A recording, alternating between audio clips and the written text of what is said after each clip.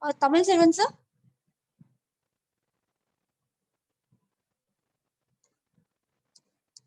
Sir, you Yeah, can continue the session, sir. Thank you. sure. Okay.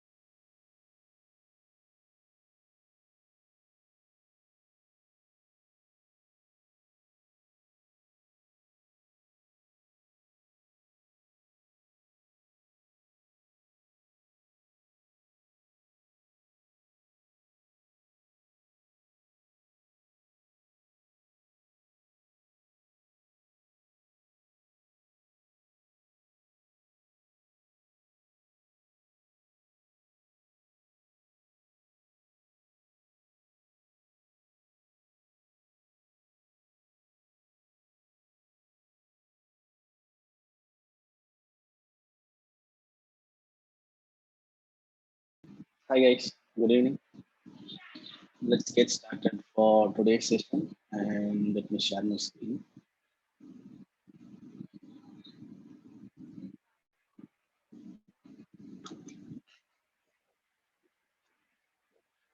Can you all see my screen?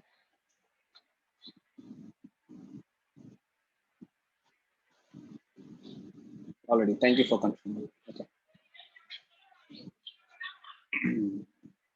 Yeah, in the last class, we worked on the CRUD APIs. So I just showed you how to do CRUD operations using Axios, and I gave you a task on that day. So did anyone tried it? Can anyone demo? So I gave you three tasks. One is applying your bootstrap design, and the second one is applying select options to your user list, and then having buttons like user and comments. Okay, can anyone demo? Yeah, you can take the screen share option whenever you are ready.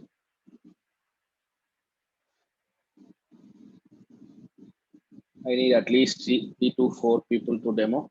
So please be ready. I could get responses from two people. Yeah. Yeah, I couldn't able to do that thing. Means when I actually click that name, it should come ID here. So instead of I have added another field and display the Okay. user ID there. Okay. No, you don't need an ID there. So you just need to select your username there, and you need not show your user ID as well. Just the name is enough. But in the background, in the Okay. backend, you need to select the ID. This is good. Okay, okay. In the backend only, na? Okay. Yeah, Yeah, ID come. Here I have. already. Okay, Something.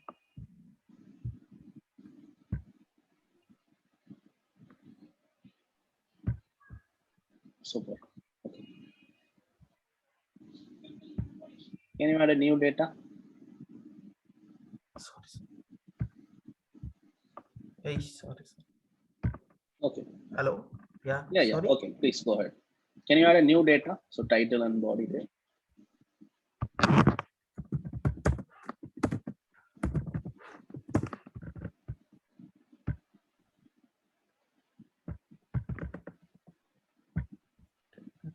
What is here? Okay, can you click on the get Yeah, users there? yeah, I can edit. Yeah. Oh, in that new Yes, yes. element. Okay. Yeah. Ad is coming. All the Cool. users. Okay, okay. Yeah. So I think there won't be comments because it's a new ID. Yeah, this looks good. Yeah.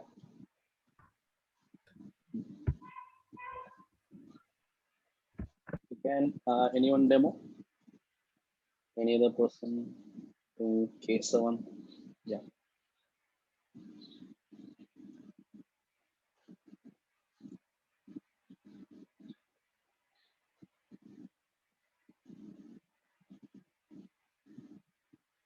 Okay. So can you add a new data? Yeah.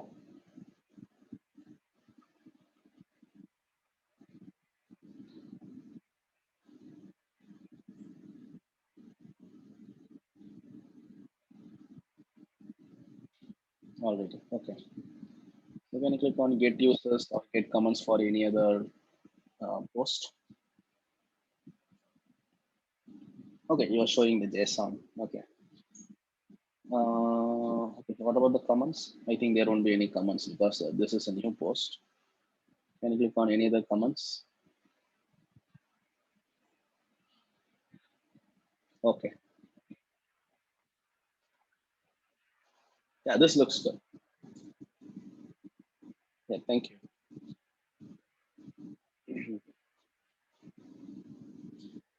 Any other persons?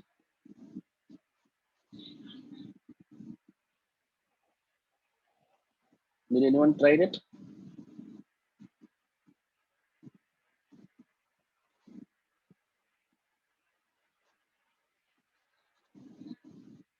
Okay. Then I need to take answer as no. Okay. Okay, let's move on to the today's topic. So the topic for today is React hooks. So we'll be seeing three main features of React hooks. So what is a React hooks and why do we need that? And that's what the topic today is. Okay, so let's get started. So as you know, in the functional component, so a normal function. So there is a two components like class and functional. So in a functional component, you don't have any states or you don't have any life cycle methods and other things. So stuff like that. Okay. So in order to overcome that, okay, so there is something called a new concept called React hooks. So this has been introduced in the latest React. So it's React 16. Okay. So they introduced the concept of state, the concept of life cycle methods, everything in the ability to have them in functional component as well. Okay. So that is all about your React hooks. So let's move on to app. So here we have something called app.js. So this is what we saw on that day. And here inside that we have our post app. Okay, so this is what we saw on that day. So I'll go here. So our application will be running there, right? So this is what we saw on that day. Okay.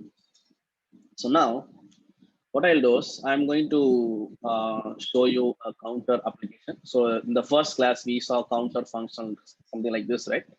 Same way here, we have something called counter class. So what we saw here, so whenever I click on something like increment and decrement and other things, okay, or whenever I can call the particular function, okay, this particular function will be called. So it will give you a console. Okay. So basically, in order to modify the state, we have something called set state, and that's how we use. And what are the lifecycle methods? So we have something called component date mount and component date update and those stuffs, right? So that's the thing. Okay, so those are all something called a lifecycle method. So what we will do today is we will create an application, okay, something called counter.js. Okay, already exists. So count.js. Okay. So here, what I'll do is I'm going to create a functional component. Let's see. So function, and it's going to be something called count. Here, I'm going to return a paragraph element. Okay. So something like hello GUI. Okay. A simple function that returns hello GUI here. So I'll export them. Okay. So here, my index.js, sorry, it's going to be in your app.js. Here, instead of having my post app here, okay, what I'll do is I'll import my another app as well. So count from count. Okay.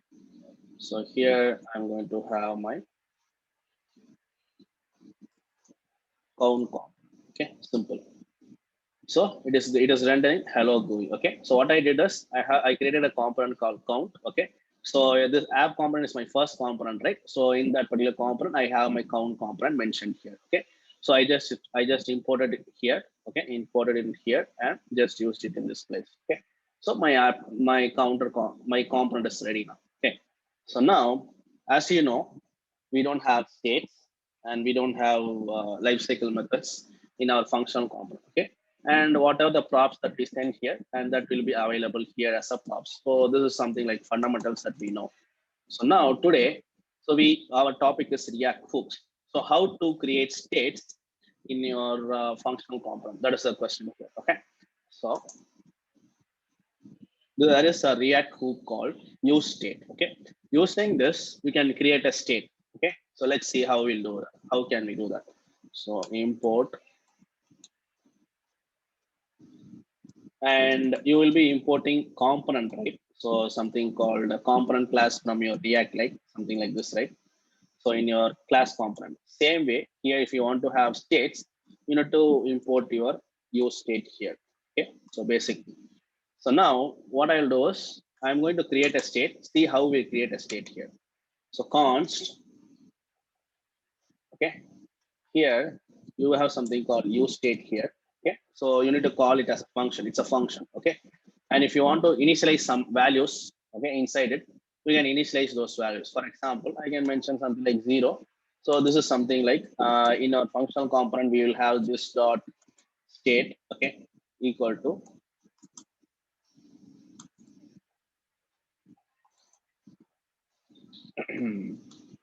so this is something with your class component, right? So suppose if you want to initialize a count, okay, you will count something like this. So this is what we basically have it in your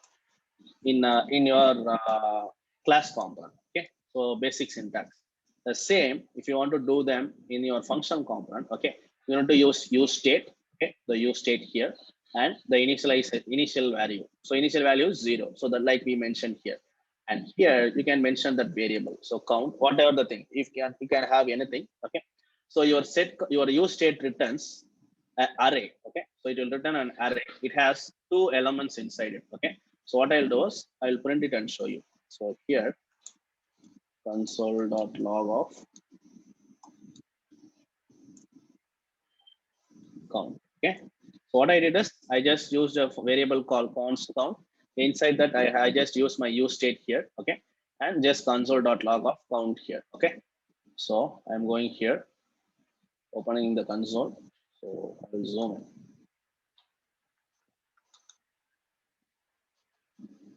in. So here I'll refresh and see it returns an array. Okay. with two elements. One is the initial value that you initialized here, right? 0. And one another is a function, okay? A function that is going to have here, okay? Same way, if you want to initialize something like 26, okay? We refresh. The first value should be your value in your state. Second function is the function, okay? So what is these two parameters? This is your state, your current value, okay? And this is your function that is going to modify that particular state, okay? So you have a state called count, and you have a function called, you can have any name to both the things, okay? So your count, inside your count, it is an array. It has two elements. First value is your state, okay? Second value is your function that is going to modify you the particular state, okay? So this is something like your this dot set state. This is something like a this dot state, okay? So this is it has two elements, right? So we can do some object array destructuring. So it returns two elements, okay? I will have the first element value as count and second element value as a set count, okay? So this is going to be your count value, which is something called 26 here, 26, and the second thing is your function. So set count is a function, okay? So this is something like, okay, so if you access them inside your um, class component, okay? So the count value here is right. So in the case of class component, we will access them using something like this, okay? And if you want to modify the count value, what you need to do? You will be using this dot set state, okay? And you will be passing count value here and something like 1, okay? If you want to change the value. Same way here, something like this dot set state of count here, right? So we will have functions for each and every variable. For example, inside your state you have count equal to 0, and you might have something called name equal to something called number, okay? So something like this, you can have anything.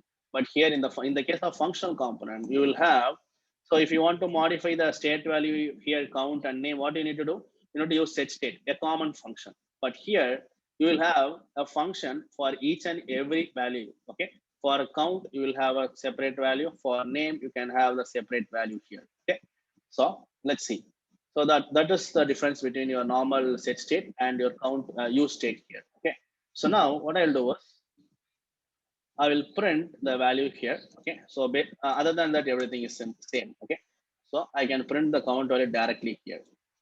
So count value is 26 because I have initialized with count value 26, okay? So now see, you are you are accessing states now. So previously there is no states in your application, right? In your functional component, right? So now you have the ability to have states, okay? How to identify? So it looks like a common a simple variable. So how does it look like a state? Let's see. So as per our class component, what will happen if I change the state? Your UI will be rendered again, right? Same way, if you change your count value here, your UI will be rendered again. Okay, so let's see. Okay, so I will have a button. So a simple thing, increment. So I'll have decrement and I will have reset. Okay, so 3 buttons. So what I'll do is on click. Okay, so what I'll do is I will have an increment function. Same way, on click, I will have a decrement function. Same way, on click, we have a reset function. Okay, and I will write those functions here. Okay, so const increment.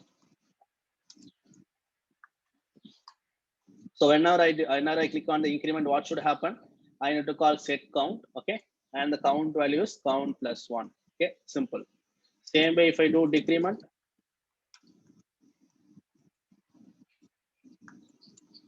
set count and count minus 1. Okay, same way for reset, set count of 0. Okay, simple. So what I have done here, whenever I click on increment, I'm calling my increment function. Whenever I click on decrement function, reset function. Okay. So what I am doing in the increment function, whenever there is an increment function, okay, whenever I click on the increment button, okay, see here the set count. So we have something called set state in our class component, right? Same way we have something called set count and count plus one. So count is now initialized with zero, right? So zero plus one. Same if I do increment, the same applies here and same applies to your reset as well. Okay. So let's see now. So we have a button. Look on increment. See your UI is modified. So something similar to your state. So decrement, reset, increment, decrement, reset, increment, and everything is working as expected. Very, very similar to your state. So that's what your use state is. Okay. If you want to have states in your functional component, you need to use something called use state. Okay. So how to initialize a state here? So you need to initialize your use state with your initial value that you want to have for that state. So it is use state of zero here, and I have a value called count, and I just printed it here. Okay. And if I want to change the value of the count, I need to use the second value here, set count here. Okay. So you need to call that particular value and the new value that you want to modify. Okay. Basically, use state gives an array with two elements. One is your state that you initialized, and the second thing is the function that is going to modify your state. Okay. So that's how we have created here the use state here. So any questions on the use state?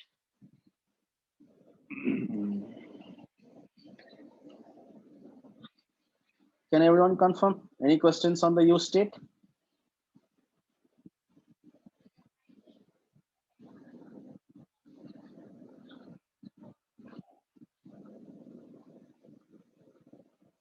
What if we have two states? So that's what we can have one more state here.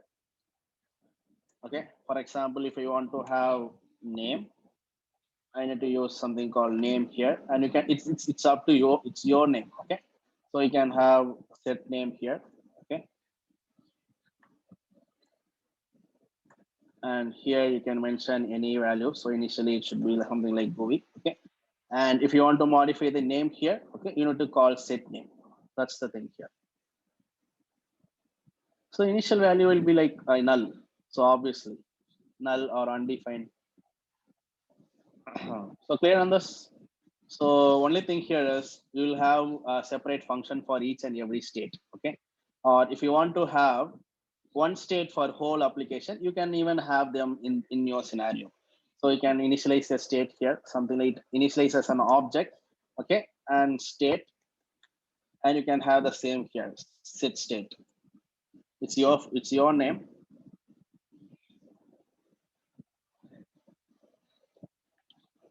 Okay. And you can initialize any state. So currently your state has empty. Okay. And if you want to have all your states inside it, for example, count equal to 0. Same way you can have name equal to, and what else? You can have anything like GUI here. Okay. So you can even mention in this way. Okay.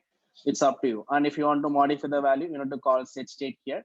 Okay. And you need to mention that particular property. Okay. So how to modify it? For example, I'll use the same scenario here. Okay. So I will do set state. Okay. State here.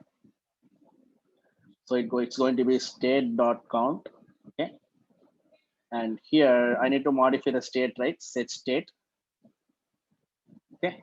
Here what you need to do, it should not affect any other property in your object, right? So you need to use something called spread operator and have your state rendered here. Okay. So you took a copy of your state here basically, because other things should not be affected, right? Name equal to GUI and other things should not be affected, right? So I took a copy of my state here. Okay. And then modifying my count to count plus 1. Okay. So if you want to have one state for entire application, entire component, we can you do it in this way. Same applies here. Go over here, and here it should be count minus 1, and same applies here, and here your count should be 0. Okay. Simple as that. So if I go here, count is not defined. Where's the count?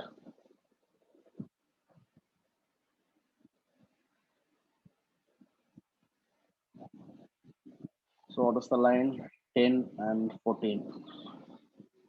So, okay, here it should be state.count, sorry. State.count, and state dot count minus one. Simple. So go over here. So increment, decrement, reset. Increment, decrement, reset. Okay. So you can either have one state for your entire component, something like state and set state. Okay. Or if you don't want to do that, you can have separate state for name, separate state for count. Okay. Basic thing is use state here, right? You can initialize whatever you want. It can be an array, it can be a string, it can be a number, whatever. Okay. If you want to modify that property, you need to use this particular method. Okay. So this is one another way. If you want to have one particular state for the entire component here. Okay. Clear? Clear on this? Can everyone confirm? Can I get a yes from everyone? So if you have any questions, please ask me. And this is a main thing of your React. Okay. So in the initial stages, someone asked me the question. So which one we need to prefer, whether it's a class component or the functional component. So the question here is in React before React 16. So class component was the powerful one. Okay. So once the React 16 comes into place and we got our function component and we got React hooks, right? So React hooks made a major impact on every company's application. Okay. So everyone migrated from class component to functional component. Okay. So that's the thing. So set state is a keyword, or you can use any name here. Okay, so it's your name. We just do a array destructuring, right? So you can have any random name, something like this, or you can have any names here. Okay, that's not an issue. So because you learned class component, right? So I just had state and set state here. Okay. So why we copy state inside the set state here? So here, did you guys understand what I did here?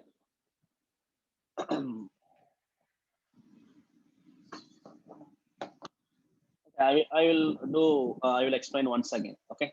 So here, why did I took my copy of my state here? What is the reason? I have one another property called name equal to GUI. Okay. Suppose if I don't do this, okay, what will happen? Your state has count equal to 0 and name equal to GUI. Okay. And if I call set state here, okay, what will happen? You are just again initializing, modifying the value to count equal to state dot count plus 1. Okay. What will happen here is your name field will be vanished. Okay. Because you are assigning a new value to your count. Okay. So that is the case. If you want name equal to GUI to be there, you need to first take a copy of your state and just modify the count value alone. Okay. So now you can ask me a question. Okay. So in your class component, okay, so we did not mention in that way, right? So here, so or I can take an example of post staff here. Okay. So here, this dot state and ID, user ID, state and title. Okay. So whenever I do handle change here, I'm updating only that particular property. Okay. But here, what is the reason? What is the difference between your set state here and your own state here? Here, your set state will change only that particular property. It will not disturb other properties like user ID or whatever thing. So whatever the property that you mentioned, only the value of that particular property is being changed. Okay.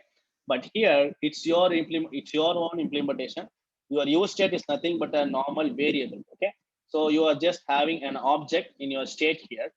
So whenever you want to modify the state, okay, so you need to take the copy of it, okay, because you are if you don't mention it, okay, here what will happen here is your state will have the value 1 and your name GUI will be vanished. Okay, so if you do this, okay, so that's why we took a copy of our state. Okay, so now your state will have count equal to 0 and name equal to GUI, and then you are modifying count value to different thing. Okay, so your value will be overwritten. Okay, clear? So that's why I used it in this way. But in the case of your this dot set state, so your set state and this particular thing is different. Okay, so in a set state, whatever the thing that you mentioned, okay, so here you mentioned set state and that particular property, right? Only that particular property value will be only changed. Okay, the other properties inside your state won't be affected. Okay, it will not be deleted basically. Only the property here that you mentioned will be modified. Okay, so that's why I took a copy of your state here. Okay, clear? Okay.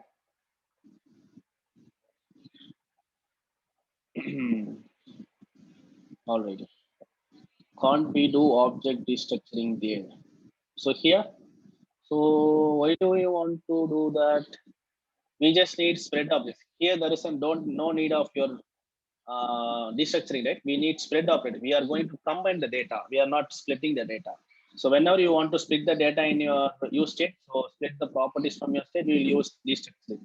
Here we are combining data. So here I took a copy of my state, okay, changing the count value alone to state.count plus one. The same applies here as well. So this is one another way. So, but in the real time, basically what we will do is we will have state for count, we will have a state for name. Okay. If it is a normal form, like if it has only 2 to 3 fields, we will have different form, I mean different state for each other. If it is a big form, okay, so we'll basically go with one single state, okay, and you can mention anything like state, or you can have something. We basically follow in this way: form, set form, okay, and we'll have all the fields inside it. For example, first name, last name, if that is the particular form. So we have our job app here, right? So here, right? So these fields here, right? So what we'll do is we'll have a state called form and set form, and inside that we'll have these properties. Okay, so that is the thing. So if you want to do the same here, okay, you just need to have your use state imported here, okay, and have a state called const form set form here and use state, and inside that you can mention all the properties, okay, and you just whenever you want to change the value, only thing you need to understand here is you need to take the copy of your state and then modify your value. That is the only thing that you need to add in your functional component. Okay, so that's it. So that's all about your use state. Connectivity device have any questions on the use state part? Can you move on to the next topic?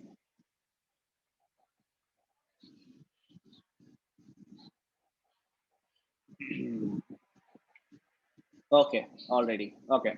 So now let's move on to the next topic. We have something called use reducer. Okay. So use reducer, it is not with your class component. It is a new feature that has been given by your React, and it comes with along with your hooks. Okay. So what is the purpose of use reducer? So use reducer, use state, both are same. Okay. Only thing is you have created an action here, right? Increment and decrement and reset. Okay. Everything you will be writing inside your inside something called a reducer function. Okay. So if you created a state here, okay. Same way you can create functions also, so that whenever if you want to modify, you need to call that particular function, and everything will be working as expected. Okay. So let's see. So we'll do that. So here, let's have it in one line. Say maybe this is one line. Actually, you don't need the function at all. You can call the set state directly here. So I'll do the same. Okay. So I'll have it here. No issues. So I just showed it in one line. Okay. So let's see how your reducer works. Okay. I'm going to take the same copy. Okay. So what I'll do is here, I'll modify it. Count use state. Same way, I'm going to create one more file called count use reducer.js, and I'm going to take the copy of the same here. Okay, but here instead of use state, I'm going to use reducer. Okay, so what is the use reducer part here? So that is your question.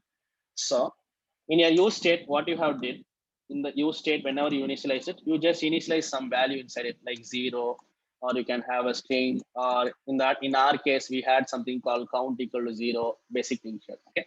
Here in the case of use reducer, what you will do is same. You will have something called your state should be assigned here, or you can have 23 or whatever. Okay. This is your second param, initialization. And first param is a function. Okay. So function here, so it's going to be a function here. Okay, so we'll write those functions. So what is the purpose of that function? And let's see. So only thing is use reducer will take two params. One is the first param is the function, something called we basically see it as a reducer function, and second param is the initialization state. Okay, very similar to use state. Okay, the same here. Okay, only thing is the first param is your reducer function. Okay, so let's go over here. So I'm going to use reducer here. Okay, let me have one thing because we don't have any other thing. So here we have state and set state here, right? Okay. So again, use reducer will give two things.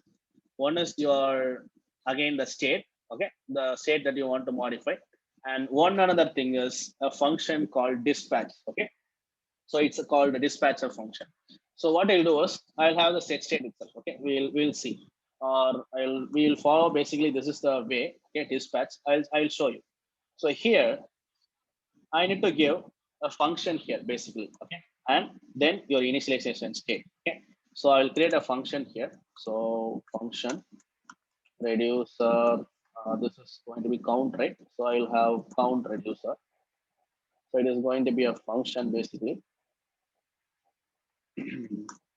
Here, okay, I'll have the state here and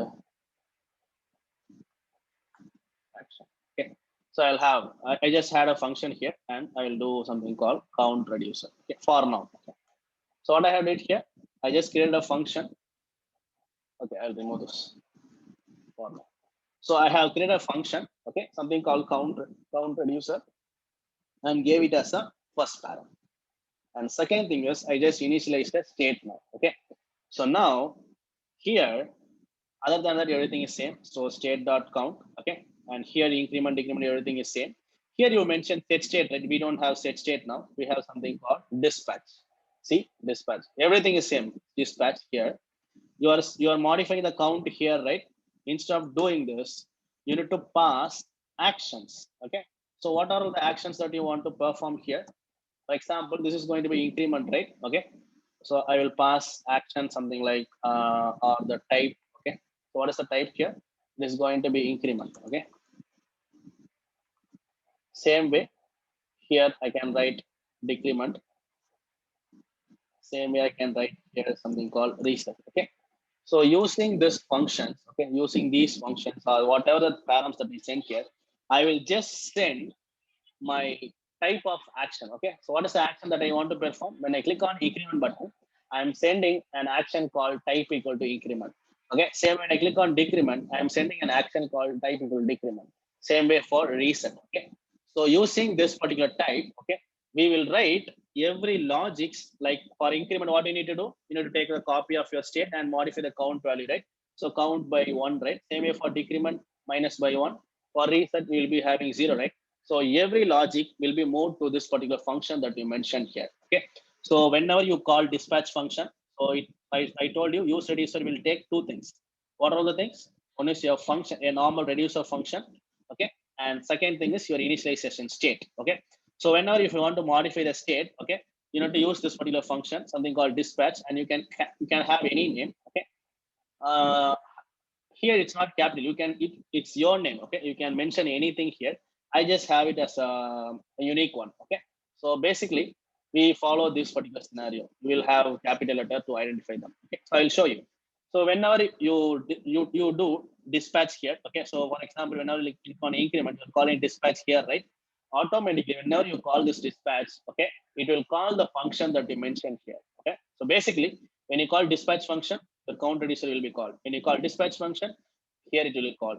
You will call here, you will call, it will be called here. Okay, so that whatever the function that you mentioned here, okay, you whenever you call dispatch function, this particular function will be called automatically. Okay, so now you need to write the logic. Okay, so here you mentioned count reducer here, right? Okay, so in your reducer function, by default you will get two params. Okay, one is your current state. Okay, so your current state, and here you will be getting your action. Okay, so two params. One is your state. So what is the current state value?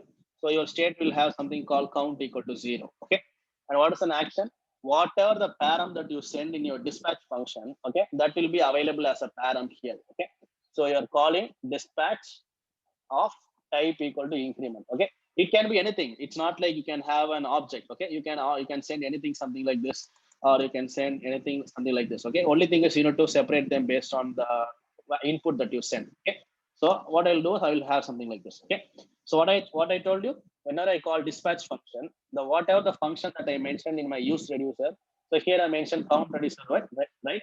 So whenever I call dispatch function, your count reducer will be called, and here you will get access to your state. What is the state that you are? And action is nothing but whatever that you pass in here as a parameter, that will be available here in as a action. Okay. So now if I do console dot log off, I will just console the action here. Okay. By default, you need to return some object. Okay. Return some. I will return the state itself. Okay. So see here now. I need to have them placed in app.js, right? So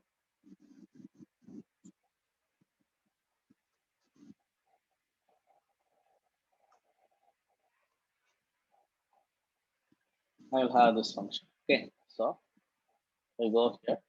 See now what I told you. Whenever I click on increment function, this particular function will be called.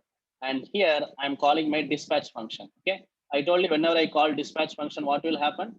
I have a count, whatever the reducer function that I gave. Okay. It will call the particular function. Okay. So see, I will console both my state. Okay. So state and action now. Okay. So I'm going to click on increment. See, my current count value is 0. Okay, so I have state count equal to 0, right? And what is the action? Type equal to increment. Okay, same way if I click on decrement, same way if I click on reset. Okay, so now you have access to your count, you have access to whatever the action that you want to perform. So you can write the logic here, right? So how to write the logic? So here you can use a switch statement. Okay, so based on the type that you send. Okay, so action dot type. So action dot type here. Okay, so I'm taking it as an input, and here case. So what is the first case? If I get increment, what I need to do? I need to return the same logic state here. Okay, and count equal to state dot count plus 1. The same logic. Okay. Only thing is you don't need your set state or whatever the thing. Okay. So you need to just return them. That's it. Okay. Same way if I do it for decrement, same way if I do for decrement and reset. Okay. Here what I'll do, I'll do -1. And here I will do directly 0. Okay. And by default,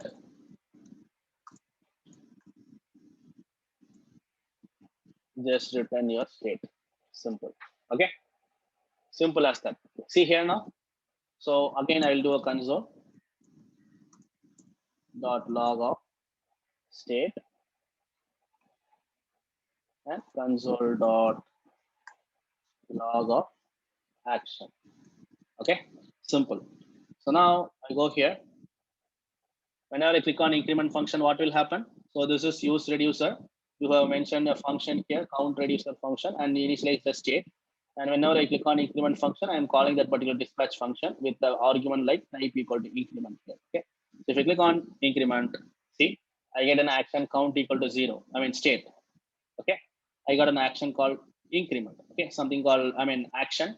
Inside that I have something called type, right? So on that particular type, I'm sending it here. So if it is increment, this logic, if it is decrement, this logic, whatever that you written here, that will be applied to your state. Okay. See, value is 1 equal to modified here. So now if I do increment, what will happen? Initially the count value is 1, right? So before I do increment, and again I'm doing increment here. Okay, so it is modified. So if I click on decrement, so it was count value 2, right, before. Okay, if I do decrement now it's modified to 1. Okay, so that's the thing. So you have all your actions in one place, which is something called a reducer function here. Okay, so whatever that you send here, it can be anything.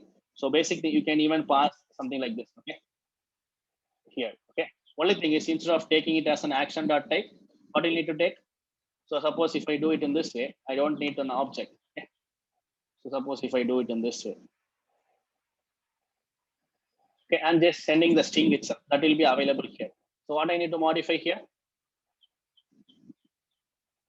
Action, exactly. So I need to use action here because that's not an object, right? We'll be getting the string directly. So if I do the same here, increment, decrement, increment, decrement, reset, everything will work as expected. Okay. So whatever that you send here, that will be available as a second param here. Okay. Using that, you can write your own logic. Okay. So we basically follow in this way. So we will always pass JSON, I mean an object. Okay. So that in future, if you want to pass any other params, you can directly add here. Okay. That's why we basically follow object here. Okay. So something called scalable. So if you want to in future, suppose if they ask you to, so suppose if I am adding by one here, okay. So instead of doing this, okay, I need to add by two or add by three and whatever, okay. So you can send those parameters here, okay. So like something like by, okay. So increment by two, same way here, increment by decrement by one, and reset doesn't have anything. Okay, so now you can just go over here. So your action dot type here, and here instead of plus one, what you need to do, you can directly go here and give action dot by. So it will add whatever that you mentioned here. So you're passing two now. Okay, it will be incrementing by two. Same way if you are passing one there, so it will be incrementing by, I mean decrementing by one. So see now, increment, it is incrementing by 2, 4, 6, 8. If I do decrement, I am decrementing by 1, right? Because I am sending 1 here. So decrement by 1. So that's why we usually use object here. Okay. So and we will have a common term. So whatever the action is, we will have it in the key name called type. Okay. So we basically follow this naming convention because every developer should have the same kind of mentality. So here we will always follow what is the type increment. So type based on the type, like we will take action dot type here. And in future, if you want to add some more properties, just go over here and add those properties. Okay. So that's the thing. So, do you guys, this is clear? Do you guys have any questions?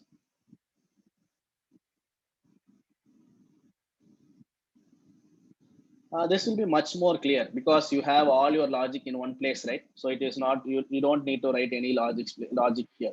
So every logic is moved to one place.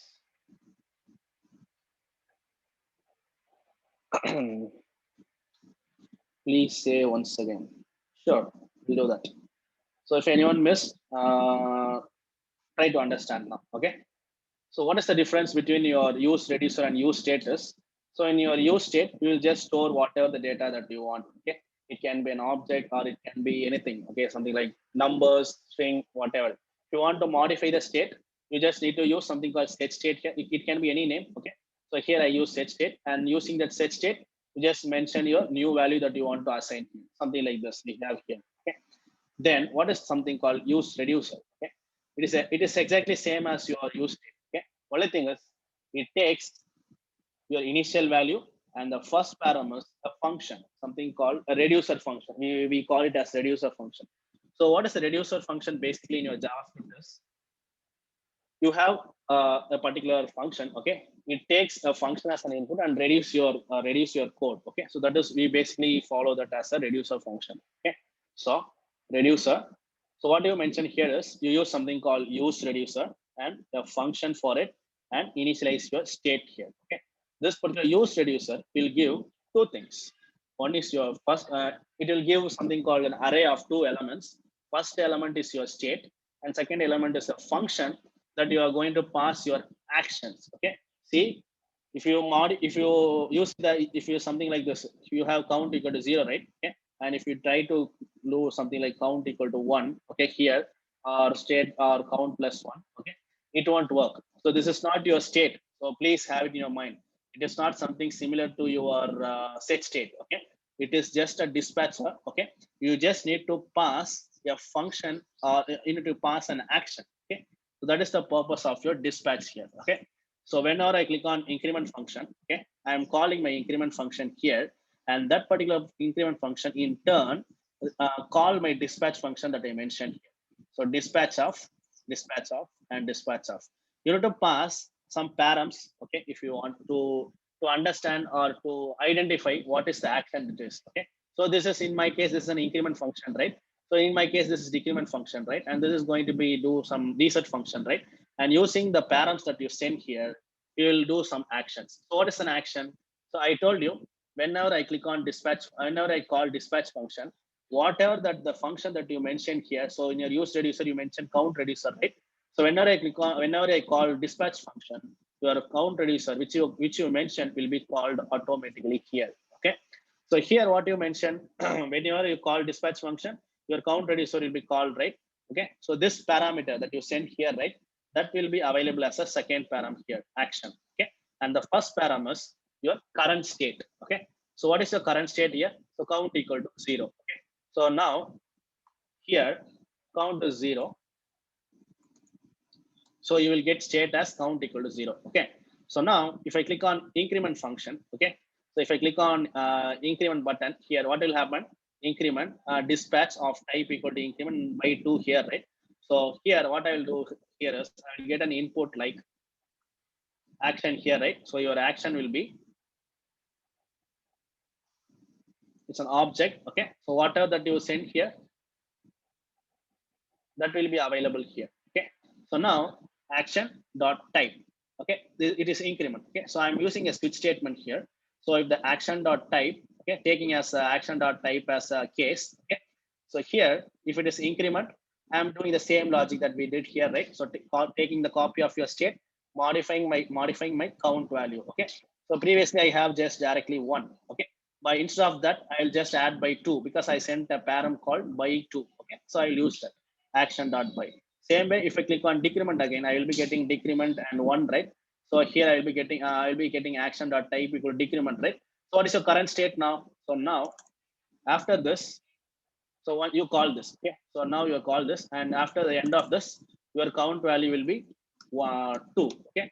Because you send 2 as an input, right? It will add by 2, and now again, if you call decrement, what will happen? Your current count value will be coming here 2, okay?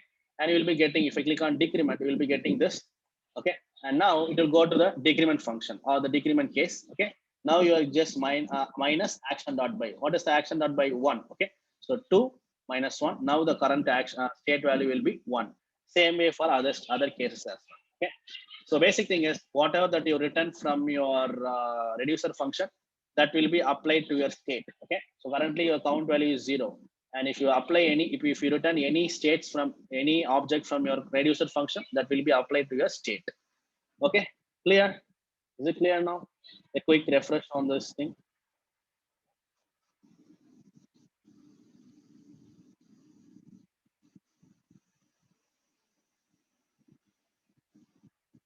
In the component, can we have both use state and use reducer? Yeah, you can go ahead. So it is not going to affect you at any time. You can have use reducer, you can have use state multiple times, even you can have use reducer multiple times. That's not an issue at all. Inside function count, how array D structure works. Isn't the first element function dispatch and second element state? Okay, that's what.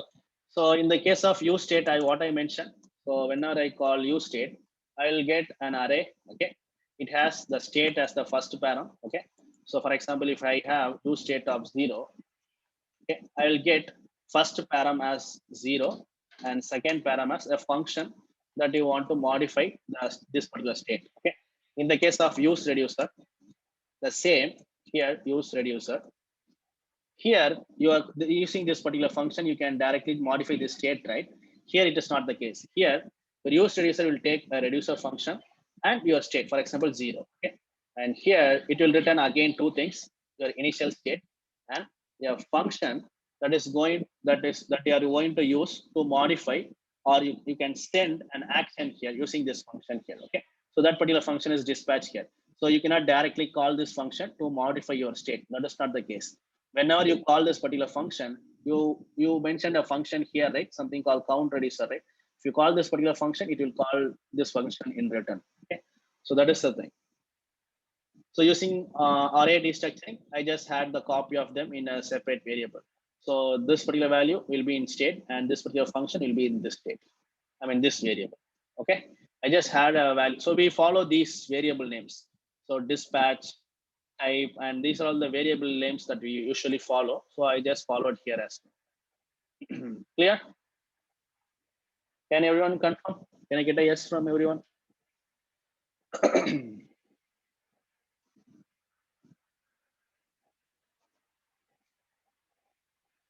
Already. Okay. Thank you guys.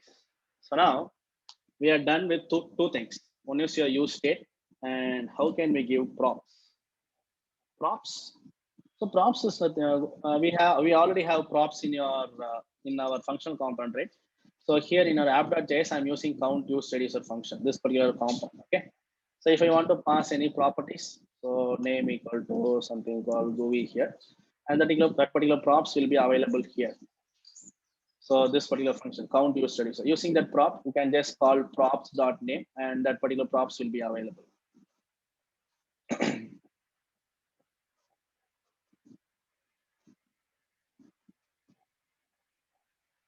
So where's the next topic? Okay, so you're clear about this, right? So you asked about the props. So props will work as usual. So there is no change at all. So the same component, you just need to pass any properties. Your property value will be available in that particular component as props. The first parameter in your component. Using that props, you can access those properties like props.name, or you can have anything like age equal to 20 or whatever the thing, 23 or whatever. Those properties you need to access them using props dot that particular property value. All right. So now let's move on to the next topic. So we are done with use state and use reducer. Okay. So now here, what is use effect? Okay. So that is the question.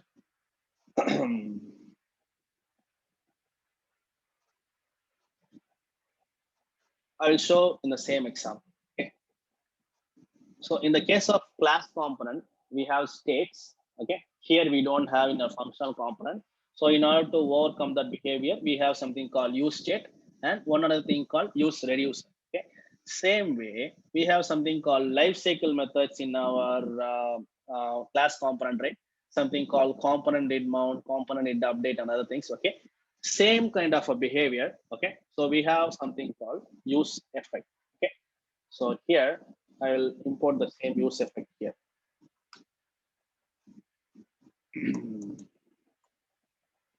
Okay.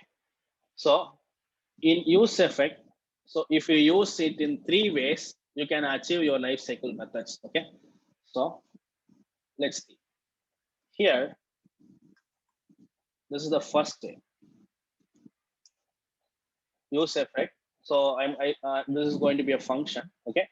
And here it is going to take a function as an input. Okay. First is a function. See, use effect is a function. It takes a function as an input. Okay. And here, if you do console.log of use effect 1. Okay. So this is one way. The second way is same copy here. This is going to be use effect 2. The second param, you can mention some array. Okay. Here I just give a empty array here. So empty array. See, first param is your function, and second param is an empty array. And third thing here is you can mention anything inside it. For example, I need to, for example, I have a state here. Okay, so here child rows, I will have one more state. So use state here. I have a state name, set name, and use state, and I will have initial name called GUI. Okay, so you can mention any state variable inside this array. Okay, and we have one another thing. Okay, so that is something called again use effect. So this is 3, this is 4. Here you can return a function inside your use effect. Okay, so I will do a console here. So 3 ways, the same use effect. You can use it in 4 ways actually. Using this, you can achieve your life cycle method logic. Okay, first thing is just call use effect. Inside that you have a function. Okay, same use effect, you have a function, and second param is just like a empty array. Okay, again you have an use effect. Okay, and you mention a state variable inside that particular array. Okay, So a state variable inside an array. Okay. And third thing is fourth thing is same use effect. Okay. You can have a return statement inside that particular function. You have a function inside that it returns another function. Inside that we can have use effect 4. Okay. So you see these things. Okay. So now this is something called component did mount. Okay. And this is something called, this is going to add something similar to component did update. Okay. So I will show it. Component did update. And again, this is going to be again component did update. And this is going to be component will unmount. Okay. So the same, you need to you are going to use effect in different ways. Okay. So, but where on the way that you use, okay. So what I'll do is I will have here, okay, so empty.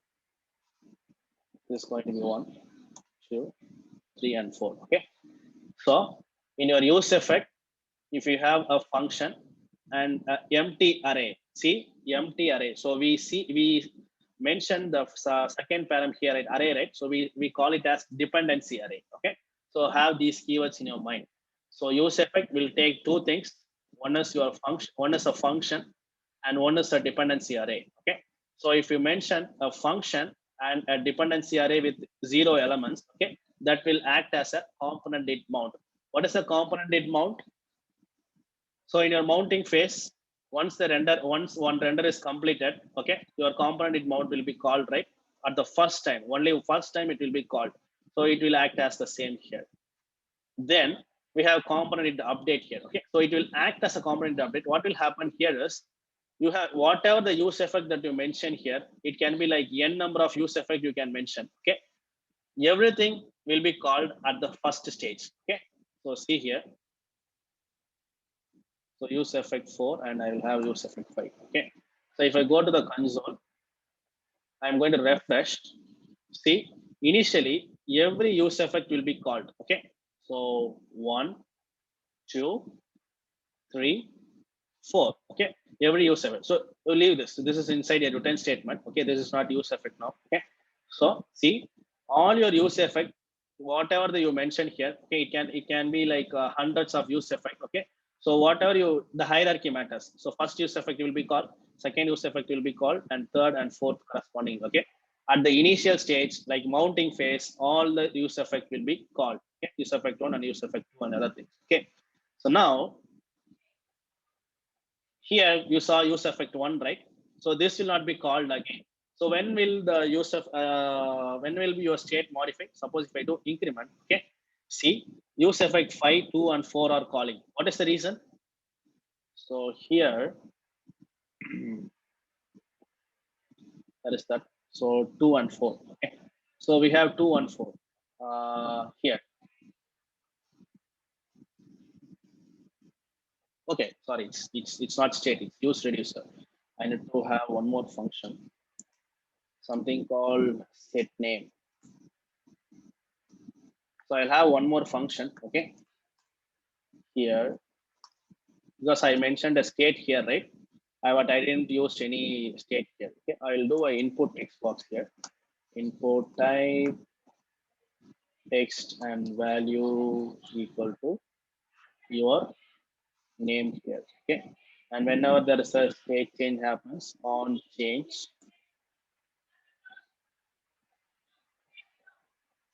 I will call my set name function. Simple. Okay, here in my set name, I will be getting that event, right? So event target, inside that I will be getting value. Okay, so using that particular value, I'm going to,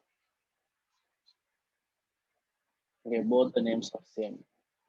So set input name. Okay, so set name here I can call that particular value. So same here, set input name. Okay, so I have created a function, created an state here. What is the state? Use state of set name equal to use state equal to GUI. Okay, initial. Okay, initial stages. So now here I have an input text box that takes that particular name. So initially it's GUI, right? So here it's GUI. That is that. So here it is GUI, right? So what I'll do is I'll console these things. So you get confused. I will have only those things. Okay. So see here now, I have a state.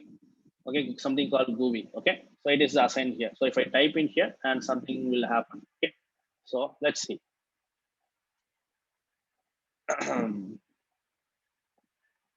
So I told you in the initial phase, everything will be called 1, 2, 3, and 4. Okay.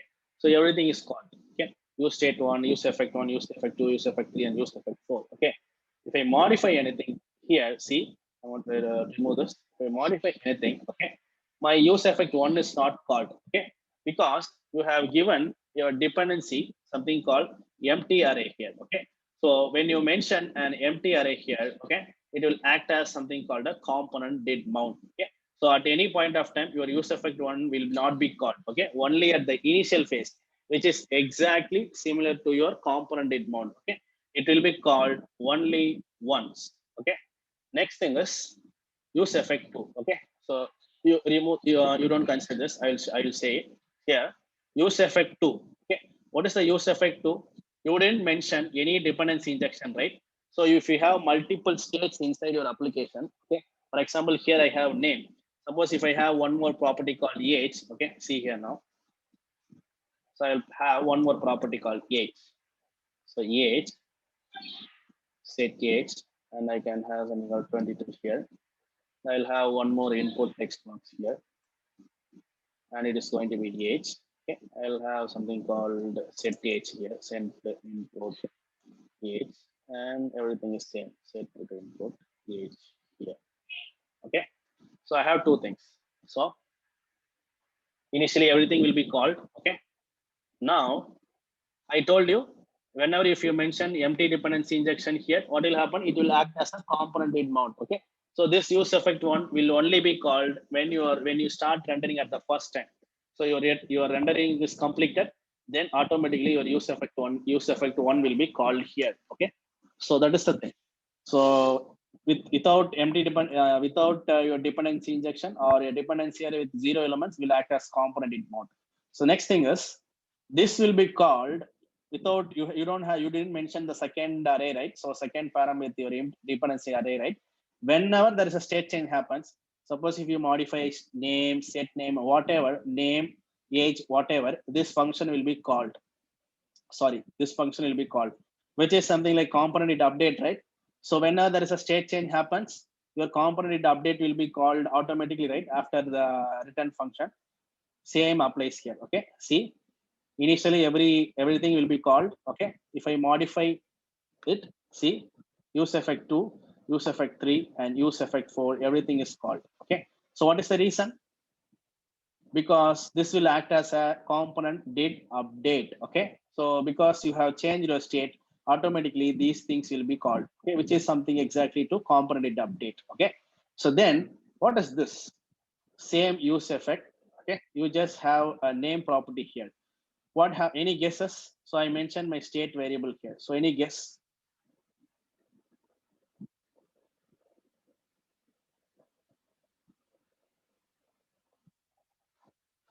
Do you guys have any guess on this?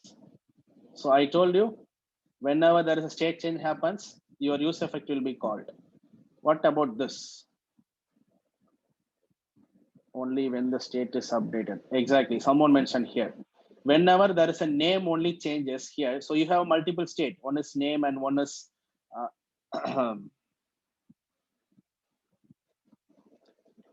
so one is name and one is age. You have multiple states here. Okay. I told you whenever a state change happen. Okay. So whenever if I type in here, my this one function will be called 2. Okay.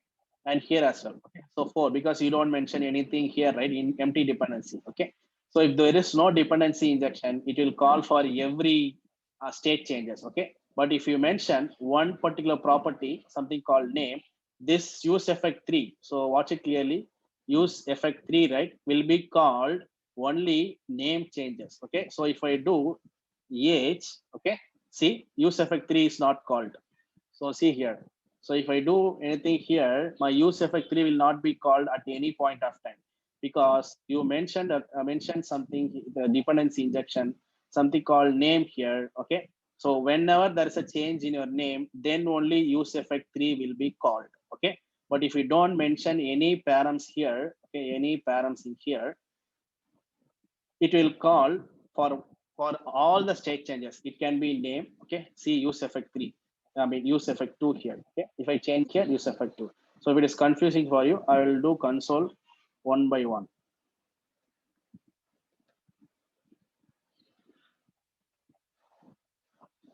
Okay, see here now, the first thing is I'm going to represent you the component it mount. Okay, so what is a component it mount? It will be called only once at the first point of time, your mounting phase. Okay, so I will do a refresh. Okay, your use effect 1 will be called. Then later point of view, if you modify any state, your use effect 1 will not be called. Okay, because it is only act as a component it mount. Okay, so use effect 1. So now your component in mount is done. Okay, so then now what I will do is we'll go to the component it update now. Okay, so let's see. So now component did update. What is a component did update? Whenever a state change happens, your component did update will be called, right? So which is what we saw in our class component. Same applies here. Okay, so if I do some changes, see use effect 2 is called. Same way here, a state change happens. Okay, use effect 2 is called. Okay, so this is exactly same as your component did update. Okay, so one log is done. And now the next thing here is same component update. Okay, so we have one another feature which is not with your class component. This is a feature. Okay, so you have multiple states called name and age. Okay, but whenever you modify name, then only this will be called. If you change age, it will not call at any point of time. See now, so see, I'm going to modify my name. Okay, so use effect 3 is called. Okay, so I'm clearing here and I'm changing here. Okay, so if I change my age, see, it will not be called. So what is the reason? Because you explicitly mention that this particular use effect will apply, or this component update will apply only for name. Okay. Suppose if you want to mention multiple properties, you can directly go here and have both the name and age. Okay. Or if you want to specify age alone, you can mention age here. Okay. It's up to you. Okay. So you can have any property. Suppose if I have age here, okay, this will be called, this not be called whenever I type in on the name. Okay. This will be called. See, so the last thing here, this is done. Okay, so now the last thing here is your component will unmount. Okay, let's see. So what I'll do is this log is not needed basically, because that is exactly same as your component update. Okay, you have a return function here, right? So here, right? So this will be called whenever you're hiding or showing certain data. Okay, so for example, here in my app.js here, I have those condition here, right? This dot state dot show true equal to, right, here, the same condition that we had here, right? I will have the same condition.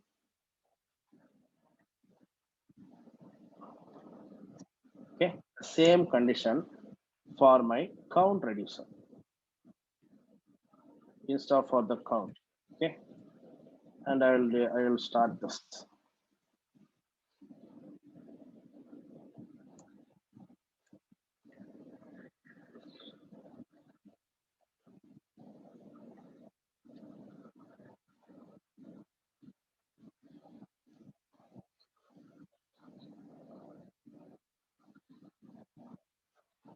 Okay, so now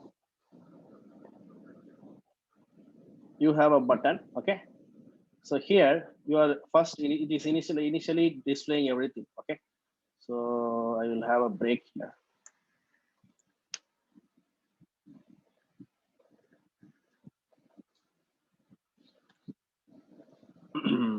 So this is the same example that I showed you on that day. Okay, so currently it's showing. Okay, if I do hide, okay, see your use effect is called. So something similar to your component will unmount, right? See here, I just hide that particular data, and based on that, I'm displaying here. So if there is a show, okay, if I click on show again, uh, if I click on hide again, use effect 5, which is something like component will unmount for my counter component here. Okay, so clear on this, clear on the use effect part. So watch it clearly. Now currently it's showing. Why it is showing here? Because I have show equal to true here. Okay, and initially what is happening here? If it is true, we are displaying our count use reducer. If it is false, okay, I'm hiding it or I'm removing it basically. Okay, so I told you what is a component will unmount. Whenever this particular data is removed from the UI, okay, your component will unmount will be called. Okay, see, watch it clearly. So I'm going to hide it now. Okay? So I'm going to hide it now. See, use effect 5 is called. So what is the use effect 5? Here, I mentioned the log, right? So use effect of 5. Okay, so that is being called here. Okay, suppose if I do show again, okay, and if I click on hide again, use effect 5 will be called. Just exactly similar to your component will unmount. Okay, clear on this? Clear on the ways of doing this?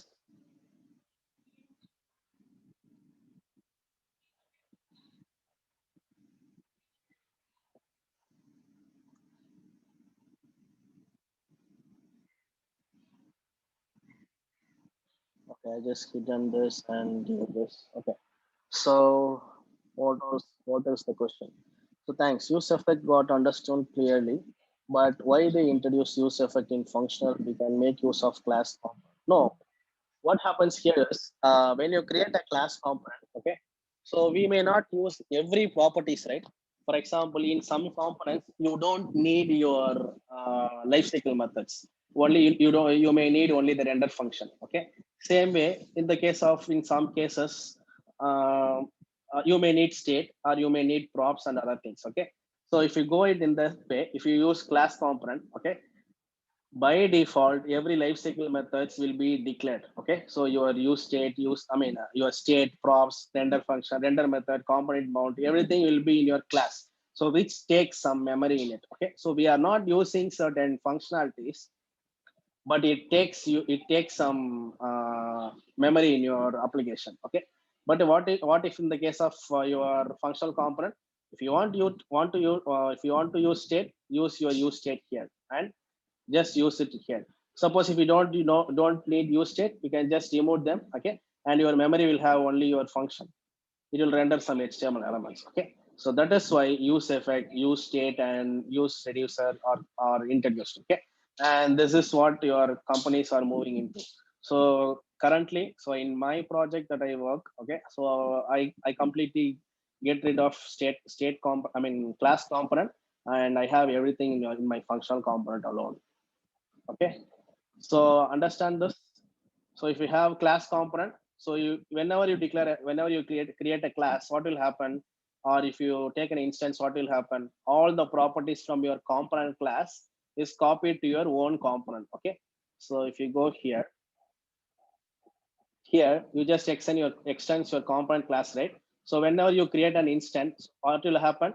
Your counter class will have some objects inside it, and it has properties from component class as well. Okay, so you may need state, you may need something called, see here, I didn't use anything like component mount, component update, and whatever. Okay, but by default it will take in its memory. Okay, so your object will have entire data because you are extending a class.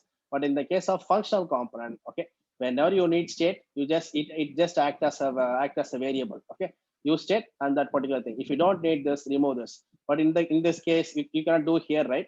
So if you don't want to use this dot, you don't want to use state, you will not be mentioning here. By default, in your memory, there will be a property called this dot state, right? Same way there will be component mount, component update, everything is in memory. Okay, but we are not using them. So without using them, why do we need them? That's the question. So that's why your functional component is preferred, and your state, and whenever you need, you can just plug and play. Okay, if you don't need this, suppose if you don't need this use effect, just remove this. Okay, so that's the thing. But in the case of class component, you cannot just remove your properties because you are extending properties from component here. Okay, so difference between your class component and functional component. So why do we prefer functional component? Is it clear? Can everyone confirm?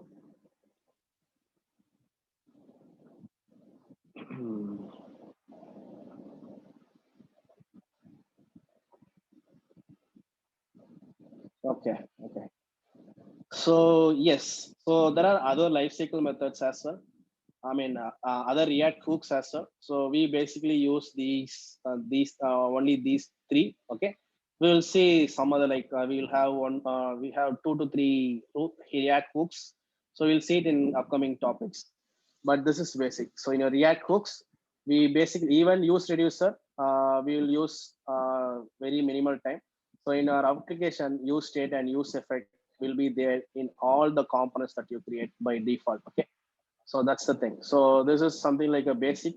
So please understand how your class use class works. I mean, use state works and use reducer works and use effect. Okay. So I'll give you I always share you this. Okay. So component did mount. Okay. If you want to use them, you need to use effect in this way with an empty dependency injection. Component did update. If you want to have it will be called for all the state changes. If you want to have only one thing, okay, you can just mention here. Okay, so that is the thing. Same way for component will unmount, you need to have a return statement inside your use effect. Okay, so I will share you this as well. Okay, so this will be easy for you to prepare when you start with when you have an interview preparation. Okay, so that's why I wrote it there. So yes, so collectively, do you guys have any questions? And that's it for today's session. Do you guys have any questions on the React hooks part? How to update new props? You cannot update props, right? So props is read only. You cannot update props. Only way of if you want to get the new properties, for example, here in your app.js, use count, use reducer. Okay, so here, so you are passing some value, something called name equal to GUI. Okay, suppose you passing this way, this value, right?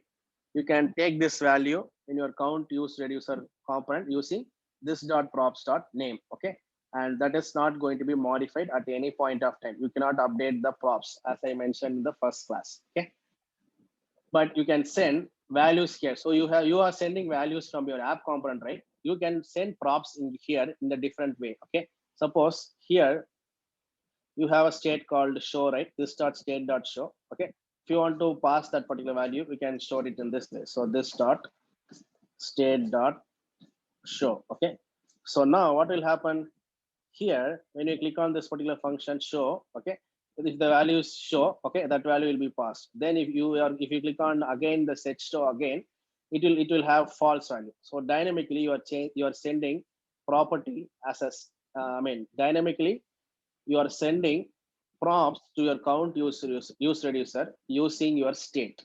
So in this way, you can send props, but you cannot change property value in your own component. Okay, whatever that you send here, it cannot be modified in the props in the component that you are. Okay, but whenever you send here from wherever that you send, you can modify the prop value here. So you can send any values. So you can have even GUI. I'm sending my state itself to my as a props to your count user reducer. So if it is true, so this show equal to here, right? So initially it's true. So my property will have a name will have true. Then if I click on show hide functionality or here button, it will have hide, right? So whenever the state change happens, this under function will be called again, and now false value will be sending. Okay. Then again, if I click on show hide, okay, my render function will be called automatically, and now it will have true value sent here. So this is how you know to send some new properties. You cannot modify properties in your use reducer at any point of time. So whenever a state is changed, why is that the display respective to unmount is first executed? In this case, the last use effect was executed first when we change the state. Here, this one. Yeah, so that's what happens here is you change your state here, right? So whenever you do change your state, what happens? These values are changed. These values are um, what I can say. You have two elements. Okay, so it has some state inside. Okay, so the entire change is being made. Okay, so what it means is it is just hiding from the UI and again displaying. Okay, so you have two properties. Okay, you are changing the state. What will happen? This return function will be called once again, right? So it will act as something like it will remove from the UI and add a new properties now. Okay, so that's why initially it was called. Okay, but the real cases it will be called you will be using whenever if you want to, if you remove them from the UI. Okay, so we have here, right? So set show hide here. That's why it is being rendered in that way. So that's why it was doing the console here. Okay.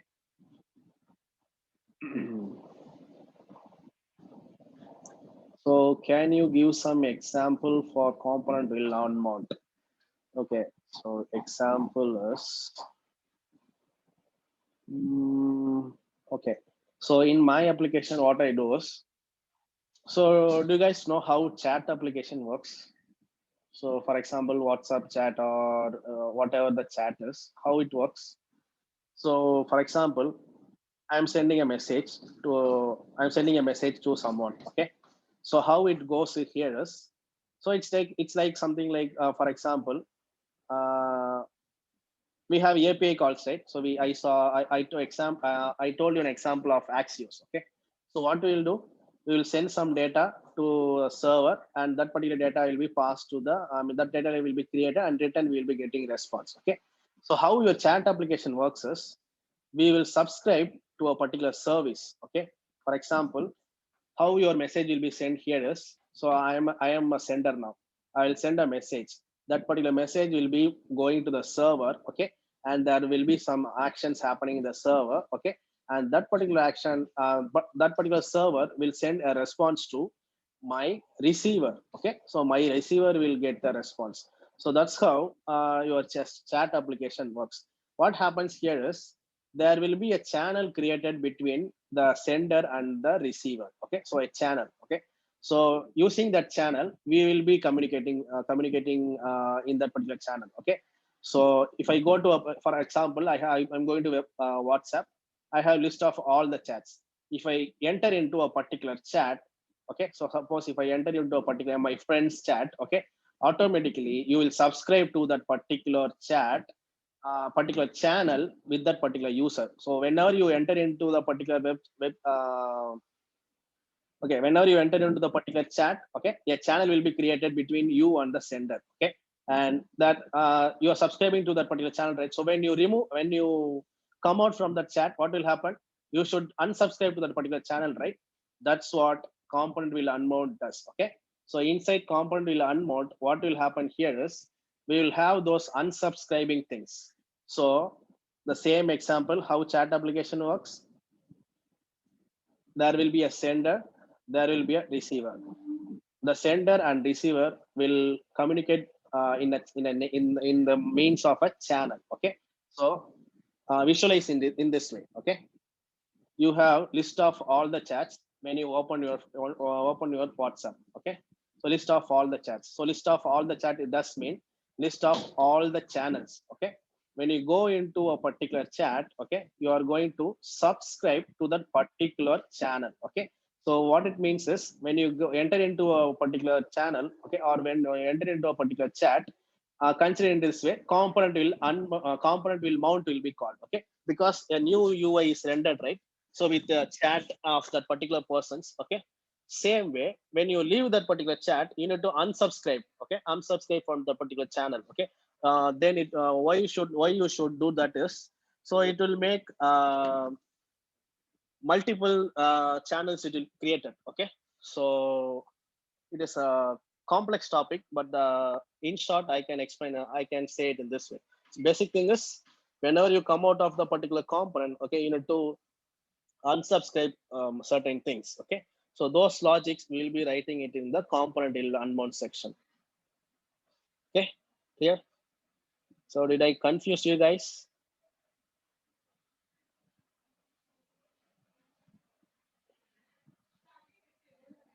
Did everyone understand what I said? Okay, okay. Thanks for it. So that's what. So you need to know what how a chat application works. So in order to show you an example, uh, I just try to show it in a very simple format. Okay. Yeah. Yeah.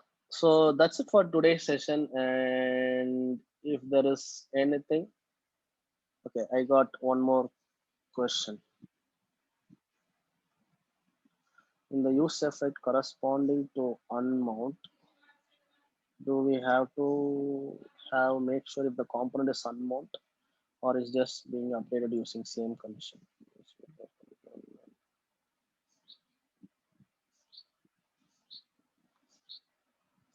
Okay, so what happens here is, so as per your question here, so whenever we will come to this particular page here, right? So you need not update anything. Okay, so you need not update any conditions here. It is what happens here is whenever update a condition is applied, okay, your render function will be called, right? So here you are whenever you are applying a condition here, okay, so for example your render function will be called here, right? So you already having a count user reducer function displayed here, okay, because your state.show is true. So whenever you click on set show, your state will be updated to false now. Again the render function will be written, okay, there is already a count user reducer here and it will be removed from the UI now, okay. So automatically your count use reducer unmount will be called, okay. So that's how the hierarchy is. So we need not make sure like that the component is rendered, okay. So in this logic we will write some event logics like chat application I told you, right? Only those logic. So we'll not be basically using component will unmount in all the application, okay. So till date I never use component will unmount in something like common application. So we'll use it only for some application that we want to subscribe, something like chat and video calls, okay. In those things only we will be using component will unmount. That's the thing.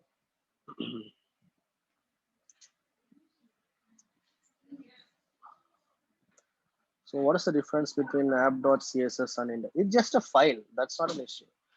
You can have any name. You can have test.css. You can have any name. You can have any names for it. Okay. Only thing is, so you want to import it them in your index.js. Okay. So if I go here, index.js, I can have import. I can import index.css. I can import app.css. Whatever thing. Okay.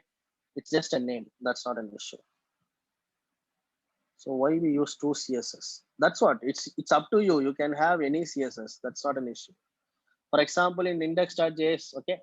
So from index.js, you can import index.css. For example, in your app.js, you can import app.css. So someone asked me, right? So I need to apply CSS based on the folder. Okay, you just created a CSS in this name. For example, if you want to apply a CSS in your counter.js, okay, you can have counter.css and have them imported in that particular file. Okay, so it's just a name. You can import wherever you want. It can be multiple. So basically how your real-time application looks here is, so I'll show you how your real-time in the companies, what we follow is, we will have source here. Inside that we will have a folder called components. Okay, so we'll have components here. Inside that component, for example, I will take off a counter here. Okay, so we will create one more folder here inside it, something called counter. Okay, so inside your counter we will have a component called counter.js. Okay, and inside our counter we'll have CSS. If you want to separately have CSS, same way here inside it we'll have testing things like counter.spec.js. Okay, this is for testing. Okay, so testers will write here, or we will write some unit test cases. And same way this is CSS file for your counter, and your counter.js is your counter component. Okay, so basically we follow in this way. If you have your own CSS, but if you want, or if you are going with your bootstrap, or if you go on with your materialize, whatever the design, you don't need any CSS file. Okay, you just need to import your CSS in your index.js. Okay, and you can work on those CSS directly. Okay, so that is the thing.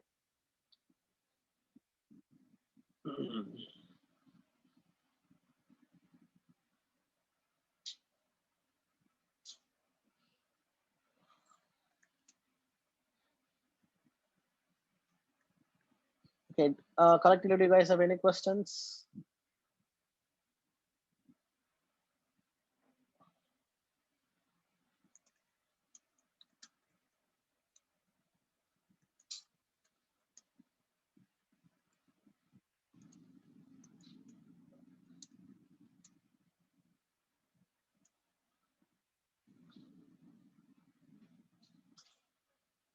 Okay.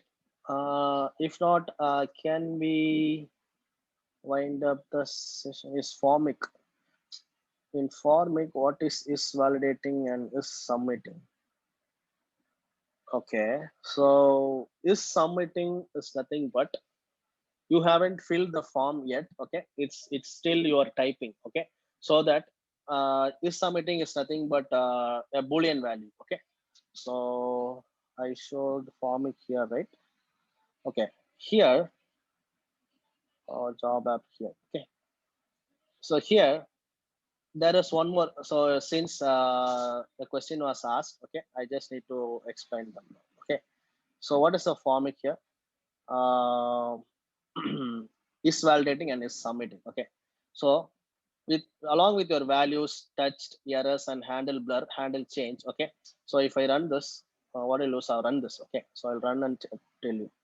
So job app. So instead of these things, I will have a job app.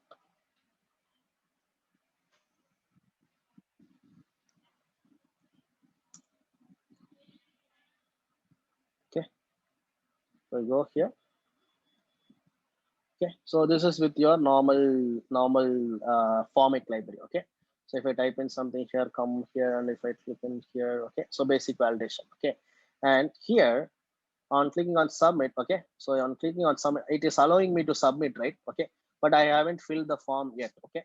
So you can use that particular value called is submitting. Okay. So I go here in my job app. Okay. I will get one more property called is submitting. Okay. So here I can disable that particular button. Okay. So disabled, you can have it in this way.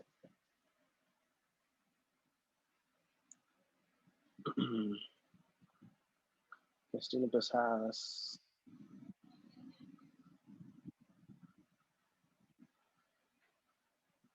or read only. Okay, so is submitting is nothing but that's what. So is submitting is nothing but it's a property. Okay, it mentions you that this particular form here, right? It is not filled yet. It is still in your submitting phase. Okay, so that is what is submitting is. Okay, currently it is true. Okay, okay. Wait, please.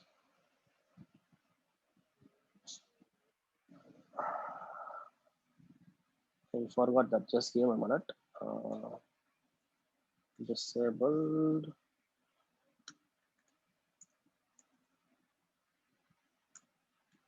Okay, so once I fill this form, just give me a minute. Here it is. Okay, so is submitting is nothing but, for example, you go to a website, you fill a form. Okay, so you use a form. So here, what you do basically, once you fill this form, you will send the data to your server, right? So basically, you will send this data to a server and save it in the database. That will take some time, right? Okay.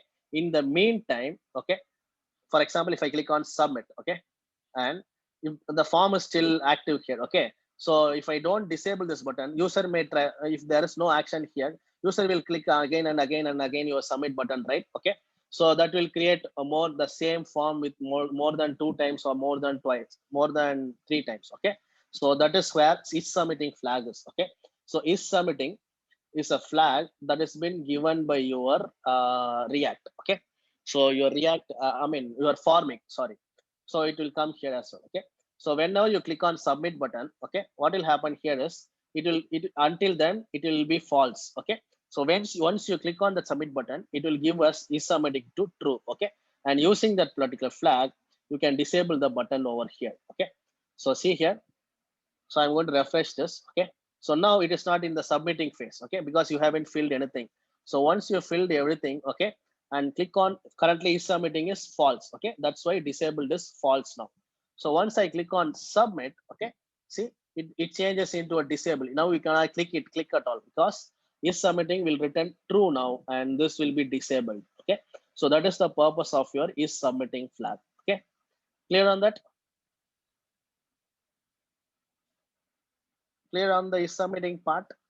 So that's what. So whatever the library you take, there are multiple features. Okay, so please go over the documentation, you will find many things. So this is one another feature given by your formic. Okay, so is submitting, there may be in your React itself, there may be multiple things that we don't know. Okay, so here we will cover mostly the basic part like the field and other things. Okay, so these are all some additional things. So if you want me to do that, we can have one more session later after everything is completed in your React. Okay, so I'll show you some some other features that are available, something like this, like is submitting. She also mentioned is validating. So I haven't tried is validating yet. So we basically use is submitting. Okay, I haven't tried is. So is validating is nothing but what it will be is from the function itself. What we can assume is whenever you typing here, okay, your validation function is happening here, right? Okay, so it will give you a flag like it's still in validation. So that's how your is validating will be. Okay, so that is the thing. So this is just an assumption. So when you go to the documentation, you will find many things. We just learned formic library, like only I think it would be like only 50% or 40%. Okay, so there are multiple things. So this is like uh, your quick class, right? So we'll have only one session for a library. So we'll cover only some basic things. So if you go in depth to each and every library, you can go over the documentation, and that's why I gave you the link to that particular documentation and told you to just go over the features. Same way in your npm commands section. Okay, I told you with your npm commands, right? So I mentioned only certain commands that we usually use in our application, like npm install and other things. Okay, same way there are multiple commands. I typed like something like this, right? So here npm help. So I just told you this.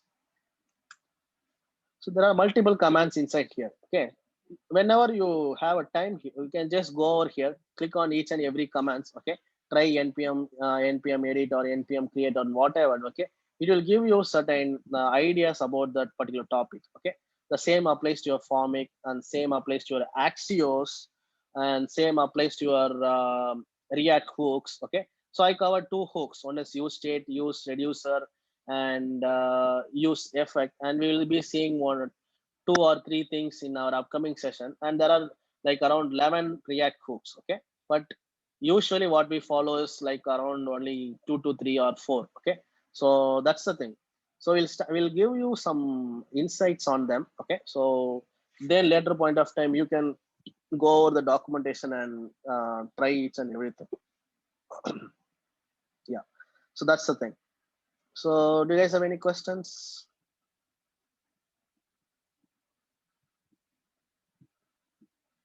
Any questions on the today's topic? So now what will be a task? I'm going to give you the same task here. Okay, so the same task, because I can see only two people demoed it. Okay, so I need at least five to six new members to demo tomorrow. Okay, and who did the demo today? It's really good. I appreciate your efforts. Try using React hooks now. Okay, the same options, everything you have done here, right? Instead of using class component, try using functional component. Use state, use effect, and other things. Okay, so that is the task for you. And if there's any other thing, we can wind up the session for today. And I will share you this.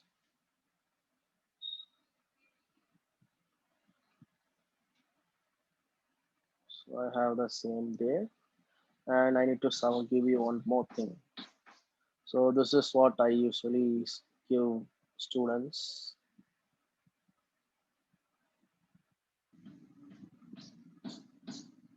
So this is for component mount.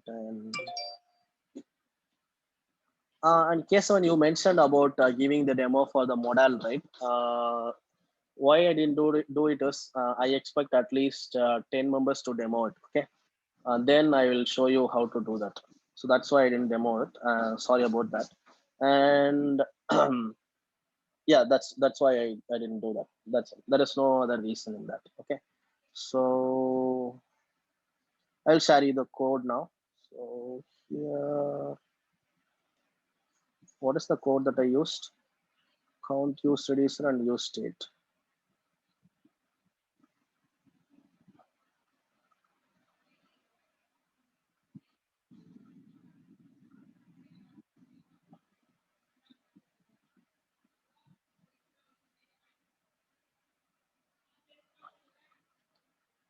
Okay, what I do is I'll give you all everything.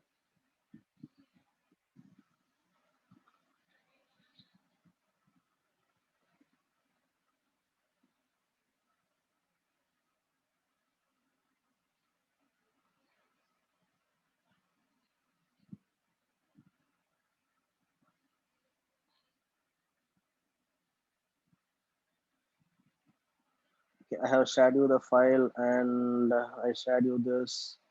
What else? I shared you this and the feedback form.